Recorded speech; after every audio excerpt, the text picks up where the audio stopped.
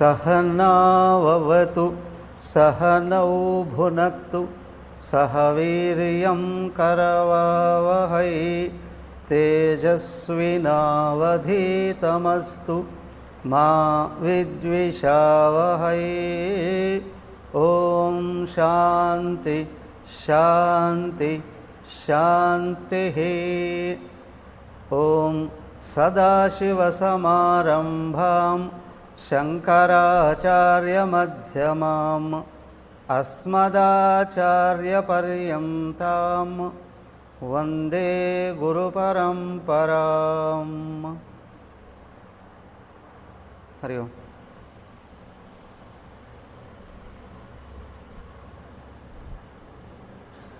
ओम सर्ववेदान्तसिद्धान्त गोचरं तमगोचरं गोविन्दं परमानन्दं सद्गुरुं प्रणतोऽस्म्यहम्।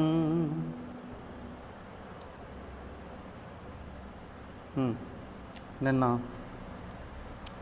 వివేకం వైరాగ్యం గురించి తెలుసుకున్నాం. వివేకము అంటే బ్రహ్మ ఒకటే సత్యం, జగత్తు మిథ్య. ఈ విషయాన్ని నిరంతరం గుర్తుంచుకొని ఉండగలగడం వివేకము అని.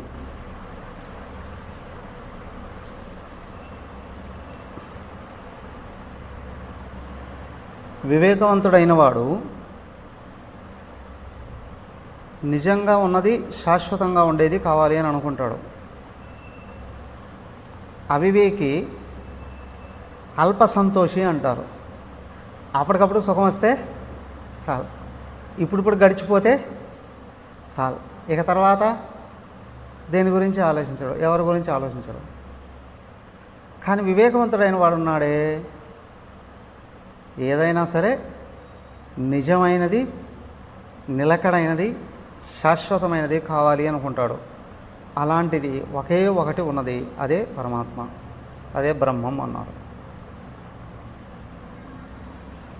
ఇప్పుడు వైరాగ్యం అంటే ఏంటి? అశాశ్వతమైనటువంటిది జగత్తు యావత్తు ఉన్నట్లు కనిపిస్తుంది కానీ అసలు నిజమే కాదు. నిజం అనుకున్నా అశాశ్వతం కాదు. అవునా? సో కాబట్టి గుర్తించాలి ఏంటి అంటే జగత్తుకు అస్తిత్వమే అనుమానం, నిజం కాదు. నిజం కాని ఈ ప్రపంచంలో నువ్వేదో సుఖాన్ని పొందాలి, అది శాశ్వతంగా పొందాలి అని కానీ అనుకునేటట్లయితే అది అడియాసే అవుతుంది. దానికే అన్నారు, అమ్మగారు చెప్తూ ఉండేవారు, ఎవరు అంటుండేవారట, మా అబ్బాయికి జాబ్ పర్మనెంట్ అయిందమ్మా. ఏ డిపార్ట్మెంట్లో? టెంపరవరీ డిపార్ట్మెంట్లో పర్మనెంట్ జాబ్ అండి అని.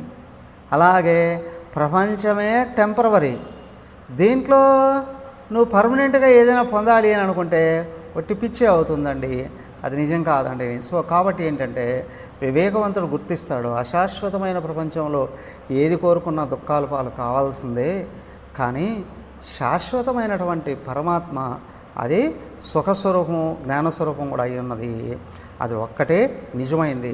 కాబట్టి అదే నాకు కావాలి అనే కోరిక ఏదైతే ఉందో ఇది వైరాగ్యం.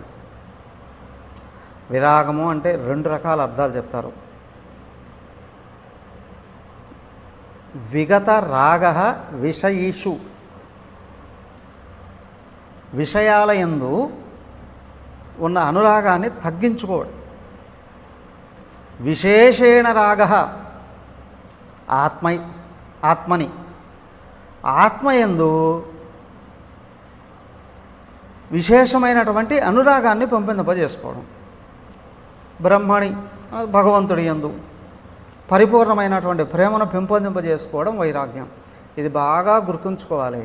జనరల్గా వైరాగ్యము అంటేనే అనేక రకంగా, అదే ఇంకా పైగా బౌద్ధ మతంలో అయితే ఇంకా భయంకరమైనటువంటి నియమాలు చూపిస్తారండి అని. సో వైరాగ్యం అంటే ఇక్కడ భయపడాల్సినటువంటి అవసరం లేదు. అయ్యా సుఖాన్ని కాంక్షించు, కానీ ఆ సుఖం శాశ్వతంగా ఉండేటట్లు చూసుకో.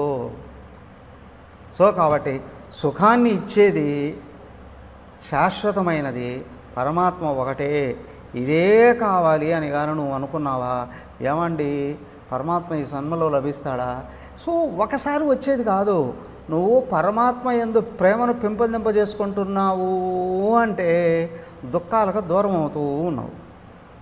పరమాత్మను గురించి తెలుసుకుంటున్నావు అంటే పరమాత్మకు దగ్గర అవుతున్నావు. అది గుర్తుంచుకోవాలి. ఆత్మ ఆకాంక్ష, ఆత్మయందు శ్రద్ధ ఎప్పుడైతే కలిగిందో నీకు జీవితం స్టార్ట్ అవుతుంది. స్లోగా దేహంతో తాదాత్మ్యం ఊడుతూ ఆత్మతో తాదాత్మ్యం పెరుగుతూ వస్తుంది. సో కాబట్టి ఏంటి అని అంటే ఇంతవరకు అనుభవించినటువంటి ఒత్తిడిలో వాటి వల్ల వచ్చేటువంటి దుఃఖాలు ఏవైతే ఉన్నాయో తొలగిపోతూ వస్తాయి. వైరాగ్యం వలన సుఖం సహజమవుతూ వస్తుంది. ఇది వైరాగ్యం, గుర్తుంచుకోవాలి. సో కాబట్టి ప్రపంచం యందు ప్రేమను తగ్గిస్తూ పరమాత్మ యందు ప్రేమను పెంపొందింపజేసుకోవడం వైరాగ్యం. తర్వాత శమం అని అన్నారు. శమం అంటే ఏంటండి? నిన్న దాని గురించి కూడా చదువుకోవడం జరిగింది. విషయవ్రాతాత్ విరజ్య దోషదృష్ట్యా ముహుర్ముహు. విషయ వస్తువుల యందు మనసు అతుక్కుపోయి ఉంటుంది. ఎక్కడుందయ్యా మనసు అంటే దానికి ఏది ఇష్టమో దాని చుట్టూ తిరుగుతూ ఉంటుంది. అవునా? ఎక్కడుంది మనసు? ఇష్టమైన దాని చుట్టూ తిరుగుతుంది. ఏమి ఇష్టం అదే తెలియదు. దానికి అనేవారు, అమ్మగారు అనేవారు, శరీరం ఒక గాడిద, మనసు ఒక కోతి. శివానంద లహరి కూడా చెప్పారు. శరీరానికి కదిలి వ్యవహరించడం, పనులు చేయడం ఇష్టం ఉండదట. ఎప్పుడు తిని పడుకోవాలని అనిపిస్తుందట. అయితే దీని మీద కూర్చోన్న కోతి ఉంది, ఒక్క నిమిషం కూడా ఊరికే ఉండలేదట. మరి కోతి గాడిదని ఎక్కి తిరుగుతూ ఉంది అని అంటే ఏ విధంగా ఉంటుందండి? దానికే చూడండి, జంతుజాలంలో వెల్లెకల పడుకొని ఒళ్ళు విదిలించుకునేది ఒక గాడిదే. మిగతావి ఊరికే అటు ఇటు పొలతాయేమో కానీ వెల్లెకల పడుకొని కాలితో కొట్టేటువంటిది ఏంటయ్యా అంటే గాడిదేనండి అంటారు. అంటే పరమమైన తమస్సు అండి ఇది అది. సో ఏంటి అంటే మనసుకు నిలకడ ఉండదు, శరీరానికి కదలిక ఉండదండి. కానీ రివర్స్ కావాలి. మేల్కో ఉన్నంత వరకు శరీరం ఏదో ఒక పనిలో నిమగ్నం కావాలి, కానీ మనసు కామ్ అవుతూ ఉండగలగాలి. నీ సుఖాన్ని పెంపొందింపజేసుకోవాలి అని అంటే దానికి ఇక్కడ ఏమన్నారు అని అంటే వ్యవహారాన్ని నిర్వహణ చేసే సమర్థత బుద్ధిది. బుద్ధి డైరెక్టర్ అయితే మనసు ఓన్లీ సూపర్వైజరే. మరి శరీరాన్ని పట్టుకొని ఇంద్రియాలే వ్యవహారాలు అన్నీ చేస్తూ ఉంటాయి. సూపర్వైజర్ ఇష్టం వచ్చినట్టు చేయడు, డైరెక్టర్ చెప్పినట్టు వర్కర్స్ చేత చేయించాలి అంతవరకే. కానీ ఏం చేస్తుంది, ఆ డైరెక్టర్ని పక్కకు దోసి పారేసి ఈ మనసే కానీ పైకి వచ్చింది అని అనుకోండి. ఓసారట ఓ హెలికాప్టర్, ఓ చిన్న సైజు విమానం అనుకోండి, అది యాక్సిడెంట్ అయిందట. యాక్సిడెంట్ అయింది, ఎక్కడైనా ఏదైనా యాక్సిడెంట్ అయితే పరిగెత్తుకుంటూ వెళ్ళిపోయేది ఎవరు ముందు? విలేకరులు. అవునా? పరిగెత్తుకుంటూ వెళ్ళారట. చూస్తే దాంట్లో ఓ 10 మంది ప్యాసింజర్స్ ఉండేవారట, అందరూ చచ్చిపోయారట. పైలట్ ఒకడేనట, 10 మందే కదా, చిన్నది కదా, పైలట్ కూడా చచ్చిపోయారట. ఏమట అని వెతికి చూస్తే ఆ కాక్పిట్లో స్టీరింగ్ పట్టుకొని ఒక కోతి కనిపించిందట. కోతి కనిపించిందట. వీళ్ళకి ఇదే దొరికితే వాళ్ళకి ఇన్ఫర్మేషన్ కావాలి కదా, వస్తుందా లేదో కూడా కాదు. వీళ్ళకి వరుసగా పేపర్ మీద రాసుకో ఉంటారు కొన్ని క్వశ్చన్స్ అనమాట. ఆ క్వశ్చన్స్ ప్రకారం వెంటనే ఆ కోతి మీద సంధించారట. ఏమని? ఈ ఫ్లైట్ యాక్సిడెంట్ అయినప్పుడు ఎంతమంది ప్యాసింజర్స్ ఉన్నారు ఇట్లా చూపించిందట. వాళ్ళందరూ ఏం చేస్తున్నారు అప్పుడు ఇట్లా అందట. అవునా? ఆ తర్వాత పైలట్స్ ఎంతమంది ఉన్నారంటే ఇట్లా అందట. పైలట్ ఏం చేస్తున్నాడు అంటే ఇట్లా అందట. అర్థమైందా? ఇంతకు నువ్వేం చేస్తున్నావు అంటే ఇట్లా అందట. అర్థమైందా? ఇప్పుడు ఫ్లైట్ నడిపింది ఎవరు? ఫ్లైట్ నడిపింది ఎవరు? కోతి. కోతి కదా. అలాగే ఇక్కడ విషయం ఏంటయ్యా అంటే ఇంద్రియాలు పడుకోకూడదు, మెలకువగా ఉండాలి, వ్యవహరిస్తూ ఉండగలగాలి. అలా అని చెప్పి పైలట్ ఉన్నాడు కదా, మరి ఆయన ఎలా ఉండాలి? ఆయన ఇంకా యాక్టివ్గా ఉండగలగాలి, ఇంకా యాక్టివ్గా ఉండాలి. యాక్టివ్గా ఉండాలి. ఆయన చేస్తున్నాడు, ఆయన నిద్రపోతున్నాడు. పైలట్ ఎవరు? బుద్ధి. ఇంద్రియాలే ఆ 10 మంది ప్యాసింజర్సు. ఆ పైలట్ బుద్ధి. బుద్ధి నిద్రపోతుంది, ఇంద్రియాలు కూడా నిద్రపోతున్నాయి. ఇంక యాక్సిడెంట్లు చేయించుకు ఏం చేస్తుంది? శరీరాన్ని తీసుకెళ్ళి తోసేస్తుంది అంతే. ప్రజెంట్లో లేడండి అని అంటారు. ఇంద్రియాలు యాక్టివ్గా లేవంటే ప్రజెంట్లో లేడండి అని. మనసు ఎక్కడుందండి? ఎక్కడో ఉందండి. ఎక్కడుంది? ఎప్పుడూ ఆబ్సెంటే కదా. మైండ్ ఎప్పుడో, బాడీ ప్రజెంట్ అంటే మైండ్ ఆబ్సెంట్ అండి అని అంటాం. మైండ్ ఆబ్సెంట్ అంటే అర్థం ఏంటి? ఆబ్సెంట్ అంటే అర్థం ఏంటి? ఇక్కడ లేదు అని. అవునా? లేదని కాదు. అవునా? ఇక్కడ లేడు అంటే అసలు లేకపోతే లేడు సార్ చెప్పేస్తారు కదా. ఎక్కడ లేడు, మరి ఎక్కడో ఉన్నాడు. అవునా? ఆబ్సెంట్ అంటేనే ఇక్కడ లేడండి, ఎక్కడో తిరుగుతున్నాడండి అని. అలాగే మనసు ఎప్పుడు ఇష్టం వచ్చినట్టు ఎక్కడ పడితే అక్కడ తిరిగేస్తూ ఉంటుంది. దానికి ఇష్టం వచ్చిన వాటి దగ్గర ఉంటుంది, మరి ద్వేషపూరితమైన విషయాల్లోనూ ఉంటుంది. ఏదంటే ఇష్టమో అక్కడ ఉంటుంది, ఏదంటే ద్వేషమో అక్కడ కూడా ఉంటుంది. 2 చోట్ల దాని ఇష్టం వచ్చినట్టు తిరుగుతూ ఉంటుంది. సో కాబట్టి ఏంటి అంటే ఈ మనస్సును పట్టుకోవాలంటే బుద్ధిని లేపాలి పైకి. సో మనస్సుని ఏం చేయాలి? ఇప్పుడు మనస్సు అంటే ఇక్కడ మొత్తం అంతఃకరణ అనే విషయంలోనే చెప్తున్నారనమాట. ఈ దృష్టి ఏంటంటే విరజ్య విషయవ్రాతాత్ దోష దృష్ట్యా ముహుర్ముహు. భోగ విషయాలయందే నిరంతరం పరుగులు తీస్తూ ఉంటుంది. భక్తి శాస్త్రం శివానంద లహరి శంకర భగవత్పాదుల వారు అతి అద్భుతంగా వివరించారు. అతి అద్భుతంగా వివరించారు. మనసు ఎక్కడుంటుందండి అంటే ప్రపంచంలో ఉన్న సౌందర్యం ఎక్కడెక్కడ ఉంటుందో అక్కడక్కడ అంతా ఉంటుందట. అవునా? పంచజ్ఞానేంద్రియాలు ఏం చేస్తాయి? కళ్ళు. సౌందర్యం అంటే ఒకటే రూపమే అని కాదు కదా. ఇష్టమైన రూపాల వైపు కళ్ళు పరిగెత్తూ ఉంటాయి, ఇష్టమైన శబ్దాల వైపు చెవులు పరిగెత్తూ ఉంటాయి, ఇష్టమైన వాసనల వైపు కూడా ముక్కు పరిగెత్తూ ఉంటుంది, ఇష్టమైన రుచుల వైపు నాలుక పరిగెత్తూ ఉంటుంది, ఇష్టమైన చర్మాన్ని రుద్దుకోవడానికి చర్మం కూడా పరిగెత్తుంది. 5 ఇంద్రియాలు పరిగెత్తుకుంటూ వెళ్ళిపోతూ ఉంటాయండి అని నిరంతరం. అదే మనకు గీతాచార్యుడు రథంలో కూడా చూపించినటువంటి విషయం. అయితే ఈ 5ంటిని వెనక్కి లాగి పట్టుకోగలగాలి. దానికి అక్కడ ఏమన్నారు? 5 గుర్రాలు అయితే, 5 ఇంద్రియాలు 5 గుర్రాలు అయితే ఆ కళ్ళాలు ఉన్నాయి, అదేనండి మనస్సు. పట్టుకున్న వాడెవరు? పరమాత్మ పట్టుకున్నాడండి జ్ఞానంతో, బుద్ధి అని, బుద్ధి స్థాయిలోనే. దానికి ఇక్కడ ఏమన్నారు అంటే ఏ ఏ విషయాలని పదే పదే తలసుకుంటూ మనసు పరుగులు తీస్తూ ఉందో ఆ విషయాలలో ఉన్న దోషాలని, ఆ విషయాలని తలచుకోవడం వలన కానీ, సంపాదించుకోవడం వల్ల కానీ, అనుభవించుకోవడం వల్ల కానీ కలిగే దోషాలని మనసు కానీ పదే పదే పదే కానీ గుర్తు చేసుకోగలిగేటట్లయితే అక్కడి నుంచి బయటకు వస్తారు. చిన్న పిల్లలకు చూడండి, వాడికి ఏదైనా ఒక పదార్థం ఎక్కువగా ఇష్టం ఉంది అంటే దానికి ఏదైనా చేదు పూసి ఇచ్చేస్తారు. అవునా? చేదు పదార్థం అదేది బాగలేదండి, పాపం వాడికి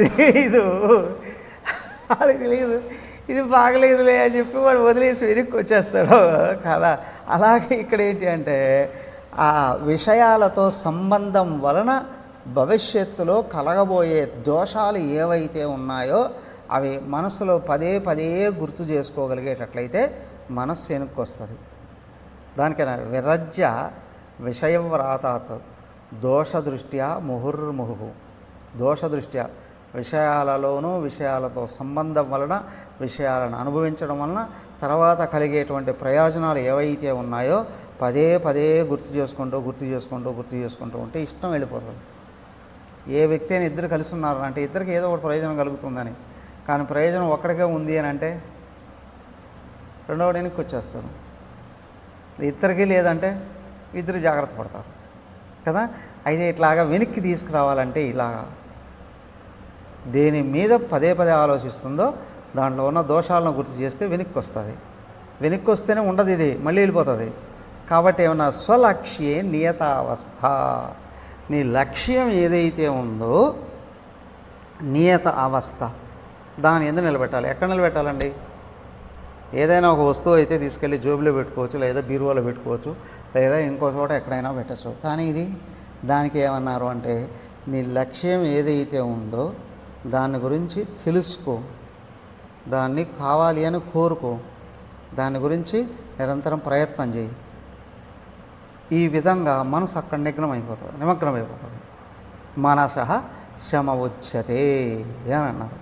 ఇప్పుడు నది వదిలేసామనుకోండి, ప్రవహించి పారిపోతూ వెళ్ళిపోతూ ఉంటాయి, నీళ్ళన్నీ వెళ్ళిపోయి సముద్రంలో పడతాయి. ఆ నీటిని వినియోగించుకోవాలంటే ఏం చేయాలి? అడ్డుకట్టేసుకోవాలి. అడ్డుకట్టేస్తే కట్టలు తెంచుకొని వెళ్ళిపోతుంది. దానికి ఏం చేయాలి? మొట్టమొదట అడ్డుకట్ట వేస్తే ఆ నీటిని దేనికోసం వినియోగించుకోవాలనో వాటి కొరకు కాలువలు దూరుకోవడం, ప్రాజెక్టులు కట్టుకోవడం ఏదో ముందు రెడీ చేసి పెట్టుకోవాలి. అప్పుడు కట్ట బిగిస్తే ఈ నీళ్ళన్నీ వాటి నుండి సైడ్కి వెళ్ళిపోవడానికి అవకాశం ఉంటుంది. ఛానలైజేషన్ అంటారు. వాటంతటా అవి వదిలేస్తే వెళ్ళిపోతాయి, కానీ ఆపి పక్కకు తిప్పుకొని అవసరానికి వినియోగించుకోవాలని. అలాగే ఆలోచనలు కూడా నదీ ప్రవాహంలాగా నిరంతరం వందలు వేలు కోట్ల ఆలోచనలు వచ్చేస్తూ ఉంటాయి. సెకండ్కు 15 నుండి 150 ఆలోచనలు వస్తాయంట మనసులో.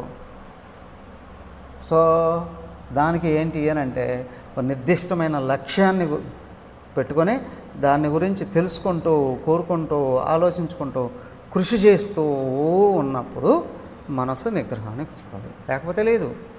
దానికి ఏమైనా నిద్ర లేచినప్పటి నుండి మళ్ళీ పడుకునేంత వరకు నిత్యం నువ్వు ఏమేమి చేయాల్సిన అవసరం ఉందో ప్లాన్ చేసుకొని పక్కాగా ఆ విధంగా నడుచుకుంటూ వస్తూ రావాలి. ప్రతి ఉదయం కూర్చొని ఈ రోజంతా నేను ఏం చేయాలో ప్లాన్ చేసుకోవాలి. సాయంత్రం కూర్చొని చేయాల్సింది చేశానా లేదా మళ్ళీ గుర్తు చేసుకోవాలి, సింహావలోకనం చేసుకోవాలి, దోషాలుంటే సర్దిద్దుకోవాలి. అలాగా ప్రతిరోజు నేను చేయాల్సిందేంటి, నెల రోజులు చేయాల్సిందేంటి, సంవత్సరం రోజులు చేయాల్సిందేంటి, జీవితం అంతా చేయాల్సిందేంటి, ఇట్లాగా లక్ష్యాన్ని పెట్టుకొని దాని వైపు కానీ తిప్పుకుంటే ఖచ్చితంగా మనసు స్వాధీనంలోకి వస్తుంది, క్రమంగా స్వాధీనంలోకి వస్తుంది. కానీ ఎప్పుడు వదిలేసినా మళ్ళీ వెళ్ళిపోతుంది, గుర్తుంచుకోవాలి. దానికే చెప్పారు అక్కడ స్థితపరలక్షణంలో చెప్పారుగా, విషయా వినివర్తంతే నిరాహారస్య దేహినః రసవర్జం రసోప్యస్య పరం దృష్ట్వా నివర్తతే. ఇలాగ ఎన్ని రోజులు చేయాలండి అంటే పరమాత్మను అందుకునేంతవరకు చేసుకుంటూనే ఉండాలండి. అప్పుడే జీవితంలో ఎదుగుదల అనేటువంటిది ఉంటుంది, మనసు శాంతిస్తుంది. సో ఇక్కడ మనిషి అనేటువంటి వాడికి ఎవరికైనా సరే జీవితంలో సాధించాల్సింది ఒకే ఒక విషయం, మనస్సును నిగ్రహించుకొని జీవిత లక్ష్యాన్ని పొందడం. మనిషికి సొంతమైంది ఈ మనస్సు ఒకటే, మిగతావన్నీ ఈశ్వరుడి చేతిలో ఉంటాయి. ఆయన చెప్పినట్టు నడుస్తూ ఉంటాయి ప్రకృతి అంతా కూడా. కానీ మన మనసును మన చేతుల్లో పెట్టాడు. కానీ మనం ఏం చేస్తాం, మనసును ఎక్కడో పారేసి, అవునా, మిగతా వాటిని అన్నిటి మీద పెత్తనం చెలాయించాలి అని ప్రయత్నం చేస్తుంటాం. కాబట్టి ఏంటి అంటే జీవితంలో సుఖం లేకుండా పోతుంది. కాబట్టి నువ్వు చేయాల్సింది, చేయగలిగింది ఒక్కటే, మనసుని స్వాధీనపరుచుకొని, మనసును శుద్ధి చేసుకొని, మనసుని సంపూర్ణంగా వినియోగించుకోగలిగినప్పుడు నువ్వు ఎంతటి గొప్ప లక్ష్యాన్నైనా చేరుకోవచ్చండి,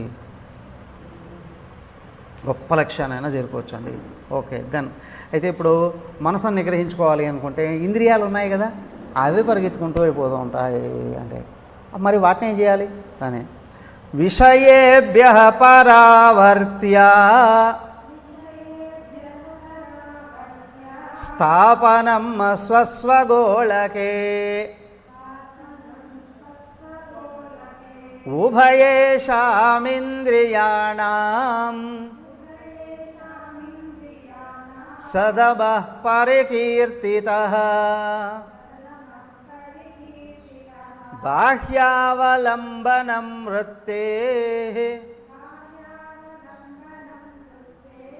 ఏషోపరతిరుత్తమా.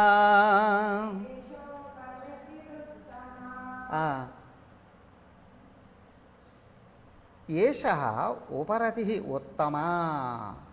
ఏమయ్యా, ఇదే ఉత్తమమైనటువంటి ఉపరతి అండి అని అన్నారు. ఏటి ఎందండి? మనసు అయితే ఒకటే, కానీ ఇంద్రియాలు ఎన్నున్నాయి? ఇంద్రియాలు ఎన్నున్నాయి? 5 కర్మేంద్రియాలు 5 జ్ఞానేంద్రియాలు, 10 ఇంద్రియాలు ఉన్నాయి. మరి వీటిని ఏం చేయాలండి? ఇదిగో వాటిని ఎలా నిగ్రహించుకోవాలనో చెప్తున్నారు. మనస్సు యొక్క నిగ్రహాన్ని దమము అన్నారు. దమము అంటే ఇంద్రియాలు ఉపశమించడము, ఉపరతి అన్నారు. ఇంద్రియాలు ఉపశమించడమే దమం. ఇంద్రియాలు నువ్వు ఎక్కడుంటే అక్కడ ఉండడం, ఉంచుకోగలగడం, వాటిని దమం అన్నారు. అయితే ఈ దమం అంటే ఎలాగా? విషయేభ్య, విషయాలు ఏంది, నిద్ర లేచారు అనుకోండి, ఇంద్రియాలను ఏం చేస్తాయి? వాటికి ఇష్టమైన విషయాలు పరుగులు తీసుకుని వెళ్ళిపోతూ ఉంటాయి. దానికి ఇంద్రియాలను కూడా ఏమన్నారంటే పశువులు కూడా తెగ తినేటువంటివి అని కూడా. పశువులను వదిలితే ఏం చేస్తాయి? ఆవురావురావని గడి తినడానికి వెళ్తాయి. అవునా? గడి తినడానికి వెళ్తూ ఉంటాయి. సో కాబట్టి ఇప్పుడు ఇంద్రియాలని ఏం చేయాలి అని అంటే ఇంద్రియ గోళాలలో నిలబెట్టాలి అని. కళ్ళు, చూపులు ఎప్పుడు ఎక్కడో ఉంటాయి. మనిషి ఇక్కడ ఉన్నట్టు ఉంటాడు, ఎక్కడో ఉంటాయి. ఈ చూపులకి ఎంత పవరు అంటే ఉన్న ఫలంగా ఒక్కసారి కోట్ల కిలోమీటర్ల దూరం కూడా చూడగలవు. అవునా అండి అని అంటాం మేము. నక్షత్రాలకు మనకు ఎంత దూరం ఉంది? టక్కుమని అట్లా పట్టేసేయగలవు. అట్లా చూస్తూనే అంత వేగంగా వెళ్ళగలవు. అలాగే చెవులు ఉన్నాయి. చక్కగా కూర్చొని మైక్ పెట్టుకొని మాట్లాడుతూ ఉన్నప్పటికి కూడా పక్కన ఏదైనా ఒక పనికిరాని సౌండ్ ఏదైనా వచ్చింది అని అనుకోండి, పరిగెత్తుకుంటూ అటువైపుకి వెళ్ళిపోతుంది. విషయేభ్య పరావర్త్య స్వస్వగోళకే స్థాపనం. విషయాల నుండి ఇంద్రియాలను వెనక్కి తెచ్చి వాటి గోళాలు, వాటి ఆ స్థానాలు ఏవైతే ఉన్నాయో వాటిలో నిలబెట్టడం ఏదైతే ఉందో అదే ఉభయేషామింద్రియాణం. 2 రకాల ఇంద్రియాలని, కర్మేంద్రియాలు, జ్ఞానేంద్రియాలు. జ్ఞానేంద్రియాలేమో నిత్యం నిరంతరం ఎక్కడెక్కడ ఏదేది కనిపిస్తే వాటి వెంటబడి చూడడానికి ప్రయత్నం చేస్తూ ఉంటుంది. కర్మేంద్రియాలేమో సహజంగా అసలు ఊరికే ఉండవు. అవి వాటికి ఏమైనా ప్రయోజనం ఉంటుందా? అవేమైనా ఆస్వాదిస్తాయా అంటే అసలు లేదు. లోపల నుండి వచ్చేటువంటి రాజసికమైనటువంటి ఊదర ఏదైతే ఉందో, విక్షేపం ఏదైతే ఉందో అది కర్మేంద్రియాలని నిరంతరం చంచలత్వానికి గురి చేసేస్తుంది.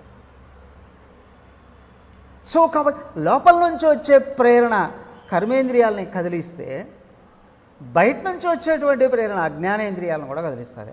అయితే విచిత్రం ఏంటి అంటే ఇవి 2 దొంగలే కానీ 2 కలుస్తాయి. ఎలాగా? కళ్ళతో ఏదైనా చూసామనుకోండి కాళ్ళు పరిగెత్తుకుంటూ వెళ్ళిపోతాయి. అవునా? చెవులతో ఏదైనా విన్నారు అనుకోండి అయ్యనడు తిరిగి పరిగెత్తుకుంటూ అక్కడికి వెళ్ళిపోతాయి. సో కాబట్టి ఇక్కడ ఏంటి అంటే ఇవి 2 కలుసుకుంటాయి. ఎక్కడ? అవి మనసు నాశనం చేయడంలో. సో కాబట్టి ఏంటంటే ఈ రెండింటినీ కూడా నిలకడగా ఉంచుకోగలగాలి. ఏంటి అంటే దానికి ఏంటి అంటే మనస్సుగా నిలకడగా ఉంటే, మనస్సు కర్మేంద్రియాలను జ్ఞానేంద్రియాలను ఆపరేట్ చేస్తూ ఉంటే వాటిని ఎప్పుడు దగ్గర పెట్టుకోవాలి. దగ్గర పెట్టుకొని ఏం చేయడానికైనా నేను రెడీగా ఉన్నాను అనేటట్లు ఉండగలగాలి. మనసే ఎక్కడో తిరుగుతుంది అని అనుకోండి, మనసే ఎక్కడో తిరుగుతుంది అని అనుకోండి, మరి వీటిని కంట్రోల్ చేసేవాళ్ళు ఎవరు? దానికి మనసు ప్రజెంట్లో ఉండాలి. అలాగే ఇంద్రియాలు కూడా వాటంతటా అవి వెళ్ళకూడదు, చెప్తే వెళ్ళగలగాలి. సో కాబట్టి ఏంటంటే ఈ 2 దారిలో ఉండాలి. కర్మేంద్రియాలు, వాక్కు. మొట్టమొదట మనసును బాగా డిస్టర్బ్ చేసేది ఏంటి అంటే ఈ వాక్కు. అనవసరమైన విషయాలన్నీ నెత్తిన పోసుకుంటుంది. దానికే అంటారు వాక్కు ఉంది ఎప్పుడు సామాన్యమైన సామెత ఒకటి ఉంది చూడండి, నోరు మంచి అయితే ఊరు మంచి అవుతుందండి అని. అనవసరమైన విషయాలు మాట్లాడకూడనటువంటి మాటలు ఈ నోటితో అనవసరంగా వాగడం, లేని కష్టాలన్నిటినీ తీసుకొచ్చుకోవడం, వాటిని మళ్ళీ తొలగించుకోవడానికి జీవితం అంతా వినియోగించుకోవడం కాకుండా, సో కాబట్టి మనసు దగ్గరుండాలి, దాని శమం అన్నారు. అలాగే కర్మేంద్రియాలు, జ్ఞానేంద్రియాలు కూడా రెండింటినీ దగ్గర ఉంచుకోవాలి. కాళ్ళకి కొంతమంది ఎప్పుడు ఎక్కడ కూర్చున్నప్పటికీ కూడా ఉపన్యాసంలో కూర్చున్నాడు కాళ్ళు ఇట్లా ఊపుతూ ఉంటారు కొంతమందికి, ఎందుకంటే అది ఉండదు ఊరికే. అలాగే చేతులు ఉన్నాయి, కనిపించిన ప్రధాన్ని పీకుతూ ఉంటాయి.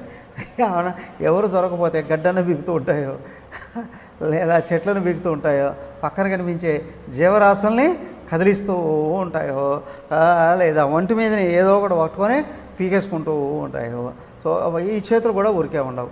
సో కాబట్టి ఏంటి అని అంటే 5 కర్మేంద్రియాలు, 5 జ్ఞానేంద్రియాలు, వాక్కు, చేతులు, కాళ్ళు 3. మరి మలద్వారం, మూత్రద్వారం, వాటి వలన ఏంటంటే వాటిని కూడా నిగ్రహంలో ఉంచుకోగలగాలి. ఇంకోటేంటి ఫస్ట్ ఏం చెప్పారు అని అంటే జీవితానికి క్రమబద్ధత ఉండాలి ప్రతిదానికి కూడా. దానికి ఏమన్నారు, లేస్తేనే కాలకృత్యాలు తీర్చుకోండి ముందు అన్నారు, తర్వాత స్నానం చేయండి అని, ఆ తర్వాత మీ పనులు మొదలుపెట్టుకోండి అన్నారు. ఈ పద్ధతి కానీ లేకపోతే ఏమవుతుంది, ఎప్పుడు పడితే అప్పుడు ఏది పడితే అటు తింటూ ఉన్నారా, ఈ మలమూత్ర ద్వారాలు కూడా అస్సలు కంట్రోల్లో ఉండవు. మొత్తం అన్ని పనులని కలుషితం చేసేది, పైగా జీవితాన్ని కూడా సర్వనాశనం చేసేది ఇవి. అవేం చేస్తాయండి అని అనుకుంటాము, అన్ని దెబ్బలు కొట్టేది అవే. వాటి ఎందుకు కూడా నిగ్రహంగా ఉండగలగాలి. అన్నిటినీ కంట్రోల్లో ఉంచుకుంటే అంటే ఏంటంటే ఒకటి గుర్తుంచుకోవాలి, బిగించుకొని కూర్చోవడం అని కాదు.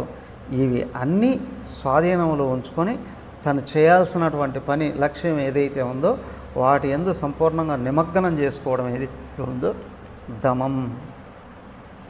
ఎంత తెలుసుకున్నా ఇంకా ఇంకా ఇంకా ఇంకా ఇంకా లోటు కనిపిస్తూనే ఉంటుంది. దానికి తెలుసుకునే కొద్దీ ఈ బాహ్యంగా ఉన్న కర్మేంద్రియాలు, జ్ఞానేంద్రియాలు, అంతరింద్రియాలను నిగ్రహించుకోవడమే లోనే వ్యక్తి యొక్క సమర్థత అంతా పైకి వస్తుంది.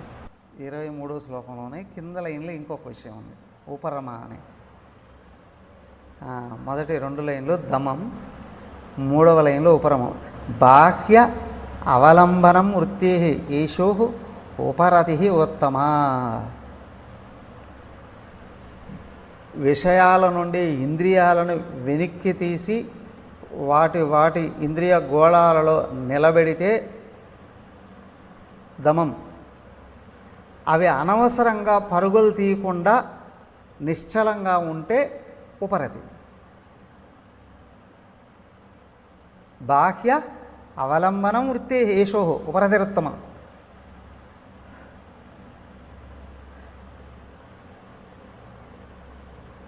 చంచలత్వం లేకుండా ఉండగలగడం. నిగ్రహిస్తూనే ఉన్నామండి, కానీ మళ్ళీ అవి పరిగెత్తిపోతూ ఉన్నాయండి. నిగ్రహించడం దమమైతే అవి స్వేచ్ఛగా హాయిగా స్వతహాగా శాంతించి ఉండడం ఏదైతే ఉందో, అనవసరంగా చంచలత్వం లేకుండా ప్రశాంతంగా హాయిగా ఉండడం ఏదైతే ఉందో దాన్ని ఉపరతి అన్నాను. సపోజ్ కరోనా వచ్చిందండి, పిల్లల్ని ఎక్కడే బయటికి పోనివ్వకుండా ఇంట్లోనే వేసి తలుపులు వేసారండి. ఇంట్లోనే ఉండండి రా అంటే ఓకే, బయటకైతే వెళ్ళలేదు, ఇంట్లో ఊరికే ఉంటారా? ఇటు ఊరికే కదులుతో కనిపించే పద్దాన్ని ఎత్తి కిందేస్తూ పాల్గొడుతుంటా, ఓ ఆ ఇంట్లో నా తలకి తల పగలవుతుందండి అని. అలాగే ఏంటంటే తనలో తను ఊరికే ఊగిపోకుండా కూడా, బయటికి వెళ్ళనివ్వకపోయినా తనలో తాను ఊగిపోకుండా నిశ్చలంగా ఉండే స్థితి ఏదైతే ఉందో ఇది ఉపరతి అండి అని. దాని తర్వాత తితిక్ష వస్తుంది. క్రమబద్ధంగా వచ్చే దాంట్లో శమం, దమం, ఉపరమ, తితిక్ష అని.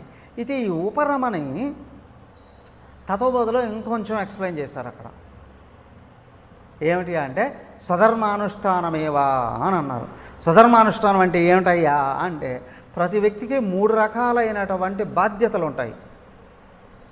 ఒకటి ఏంటి అంటే వృత్తిని నిర్వహించాల్సినటువంటి బాధ్యత ఉంటుంది. వృత్తి నిర్వహణ చేస్తేనే తనకు కావాల్సినటువంటి సంపాదన అనేటువంటిది వస్తుంది, తన జీవితాన్ని నిర్వహించుకోవడానికి అవకాశం ఉంటుంది అని ఒకటి. రెండవది ఏంటి అంటే తల్లిదండ్రులకి సపోర్ట్గా ఉండాలి, తల్లిదండ్రుల అవసరాలు తీర్చాలి, అలాగే భార్య పిల్లల అవసరాలు కూడా తీర్చాల్సిన ఇది ఉంటుంది.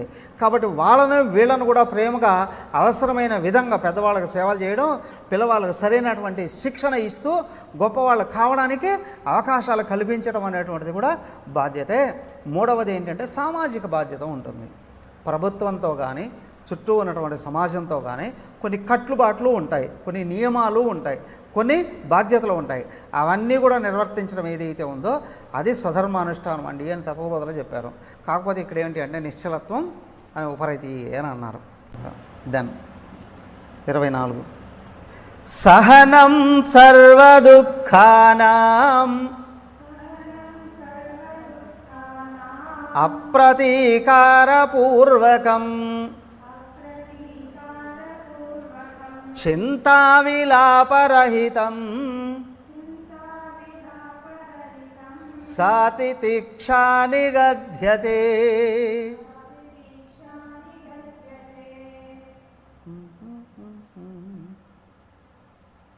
దెన్ మరి తితిక్ష అంటే ఏంటి అని అంటే ఓర్పు, సహనము అని. సహనం సర్వదుఃఖానం. నీకు ప్రపంచం నుండి ఎప్పుడు ఎక్కడ ఏ విధంగా ఏ కష్టమో బాధో నష్టమో వచ్చినా ఓర్చుకోగలగడం. ఎలాగా? అప్రతీకారపూర్వకం. వాళ్ళకు మళ్ళీ తిరిగి దెబ్బ కొట్టాలి అనే భావం లేకుండా వస్తూనే ఉంటాయి కష్టాలు. చింతా విలాపరహితం. ఇంకొకటండి, కొంతమంది ఏమనుకుంటారు, కష్టాలు మనుషులకు కాకపోతే ఇంకెవరికి వస్తాయనండి, మేము మా పెద్దవాళ్ళు కూడా మాకు నేర్పించానండి, వచ్చిన కష్టాలన్నింటినీ భరిస్తూ ఉండాల్సిందేనండి అని. దీన్నే చింత అన్నారు, విలాపము అని అన్నారు. బాధలలో కుంగిపోవడం, అది కూడా కరెక్ట్ కాదు. అంటే బాధలు పడడానికే వచ్చామండి, ఓర్చుకోవడానికే వచ్చామండి. కొంతమంది వస్తారు ఏంటంటే వాళ్ళ కష్టాలు ఏదో చెప్పడానికి, ఏదోనండి బాధలు పోగొట్టుకోవాలనుకుని వచ్చారు, ఏదో సలహా ఇద్దాము అని అనుకుంటే వాళ్ళు మీకేం తెలుస్తాయిలే అండి మా కష్టాలు అని. అయితే ఇంతసేపు నా టయాన్ని ఎందుకు వేస్ట్ చేసావు? నీ చెత్త అంతా ఎందుకు తీసుకొచ్చి మా మీద పోయాలనుకున్నావా? కాబట్టి ఏంటంటే వాళ్ళకి ఏం కావాలి అంట, అమ్మా ప్రపంచంలో నీకు వచ్చినన్ని కష్టాలు ఎవరికి రాలేదండి, నీ అంత గొప్పవాళ్ళు ఎవరూ లేరండి అని అనిపించుకుంటే కదా. ఇంతకంటే పాపిష్టి జీవితం ఒకటి ఏది ఉండదు. సో మనిషి ఏంటి అని అంటే బాధల్ని అనుభవించడానికి కాదు పుట్టింది, బాధలను తొలగించుకుని ముందుకెళ్ళాలి అని అనుకునేటట్లయితే నువ్వు వివేకంతో వాటిని వివేక వైరాగ్యాలతో సదిద్దుకు ముందుకు వెళ్ళగలగాలి. కానీ ఇక్కడ అలా కాకుండా జనరల్గా అంటూ ఉంటారు, మాకు ఏంటంటే నా తలలో ఎన్ని ఎంట్రుకలు ఉన్నాయో అన్ని అనుభవాలు ఉన్నాయండి, ఇన్ని కష్టాలు అనుభవించామండి, ఇలాంటి చెప్పుకోవడానికి కాదు. నువ్వేమైనా సాధించావా ఈ ప్రపంచంలో, ఈ జీవితంలో? అది ముఖ్యమైనటువంటిది. నువ్వేమీ సాధించకుండానే ఓకే కష్టపడ్డానండి, బాధపడ్డానండి, సమస్యలు అనుభవించానండి, దుఃఖాల పాయాలని చెప్పుకోవడం వల్ల ఏమీ లాభం లేదు. దానికి ఏంటంటే సహనం ఏంటంటే ఊరికే ఓర్చుకోవడం కాదయ్యా, నువ్వు ఆచరించాల్సినటువంటి లక్ష్యం ఏదైతే ఉందో అది ఎంత గొప్పది అయ్యిందో దాన్ని గుర్తు చేసుకుంటూ నువ్వు నీ ఓర్పును పోగొట్టుకొని చిన్న చిన్న విషయాలకు కూడా చెలించి ఓర్పును పోగొట్టుకొని పతనం కాకుండా ముందు నిగ్రహించుకొని ఆలోచన చేసి సమస్యలు తొలగించుకుంటూ ముందుకెళ్ళాలి అని అనుకునేటట్లయితే నీకు ఇదిగో ఈ రెండు రకాల గుణాలతో కూడి సహనం ఉండాలి అన్నారు. అంటే ఎలాంటి సమస్య నీకు వచ్చినప్పటికీ కూడా రియాక్ట్ కాకు. రియాక్ట్ కావాలంటే టిట్ ఫర్ టాట్ అంటారు, నువ్వు మాట్లాడితే నేను కొడతా అని. అలా కాదు, రెస్పాండ్ కావాలి అని అన్నారు. సమస్య వచ్చింది అని అంటే ఆగు, తొందరపడకు, యాక్ట్ కాకు. ఎందుకు వచ్చింది, ఎక్కడి నుంచి వచ్చింది, దీన్ని ఏ విధంగా తొలగించుకోవాలి తెలుసుకో, దాన్ని తొలగించుకొని ముందుకు వెళుతూ ఉండు. అంతేగాని ఇదేదంటారే చిన్న విషయాలు కూడా పెద్దగా మార్చుకొని జీవితాన్ని అంతటిని దెబ్బ కొట్టుకోవడం ఓర్పు కాదు, లేదా దుఃఖాల్లో కుంగిపోవడం కూడా ఇది కాదని. బుద్ధి తమస్సులో ఉంటే చిన్నది కూడా పెద్దదిగా తీసుకొని తను నాశనం చేసేసుకుంటుంది. అదే రజస్సులో ఉంటే ఎవడైనా ఏమైనా చిన్న మాట అన్నాడరా అంటే ముందు వెనకలు ఆలోచన చేయకుండా వాళ్ళని దెబ్బకొట్టడానికి ప్రయత్నం చేస్తుంది. ఇవి రెండు ఉండకూడదు. మూడోది ఏది ఉండాలి, సాత్వికమైనది ఉంది.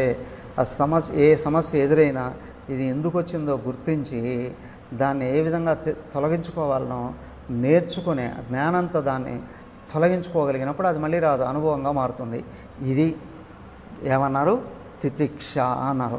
సో అప్రతీకారపూర్వకం, తిరిగి దెబ్బ కొట్టాలనే భావం కానీ, చింతా విలాపం, ఆ బాధను తలుచుకుంటూ కృంగిపోవడం కానీ రెండూ లేకుండా ఓర్పుతో దుఃఖాలని తొలగించుకుంటూ ముందుకెళ్ళే స్థితి ఏదైతే ఉందో ఇది తితిక్ష. సా తితిక్ష నిగద్యతే, ఇదే తితిక్ష అని అనబడుతుంది. హరి ఓం. 25 రేపు చూద్దాం. ఓం శాంతి శాంతి శాంతి. హరి ఓం. శ్రీ గురుభ్యో నమః. హరి ఓం.